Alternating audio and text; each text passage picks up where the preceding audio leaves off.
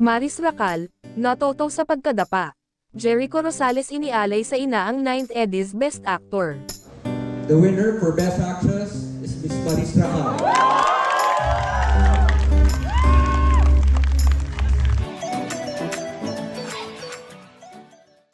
Big winner ang historical film na Quezon sa 9th Eddy's Entertainment Editor's Choice ng Society of Philippine Entertainment Editors, SPEED, nitong Linggo 5 ng Hulyo taong 2026 sa Ceremonial Hall ng Marriott Grand Ballroom ng Newport World Resorts, Pasay City. Sa lineup ng presenters ay ang Best Actor winner ang aatasang presenter sa kategoryang Best Picture. Si Jericho Rosales ang Best Actor winner para sa Quezon.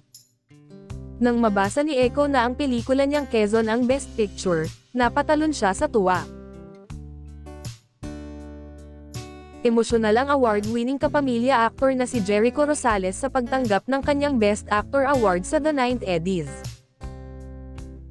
Si Eco ang itinanghal na pinakamagaling na aktor sa taunang The Eddy's o Entertainment Editor's Choice para sa pelikulang Quezon.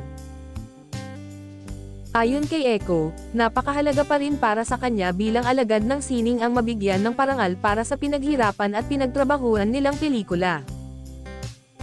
Inialay ni Eco ang kanyang Best Actor trophy sa lahat ng taong bumuo ng Quezon, pati na rin sa family niya, partikular sa pinakamamahal na ina. My mother is not watching this because she has Alzheimer's and I don't know why I want to say this but this is for you mama. I love you so much.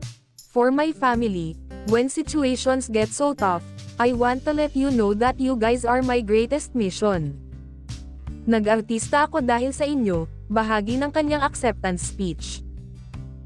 Samantala, si Maris Racal naman ang nagwaging Best Actress sa 9th Eddy's para sa pelikulang Sunshine. Sunshine is a girl who had so much promise, who had big dreams, who had such a bright future, pero nagkamali. This feels so familiar to me. I know the feeling of losing everything.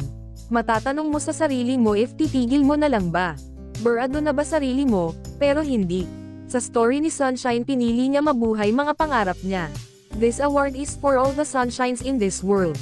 Sa lahat ng mga kababaihan, sa karapatan natin piliin sarili natin. Sa lahat ng bangon lang, aniya sa kanyang acceptance speech. Dalawa ang nakamit ng Sunshine, Best Actress para kay Maris Racal, at Best Editing.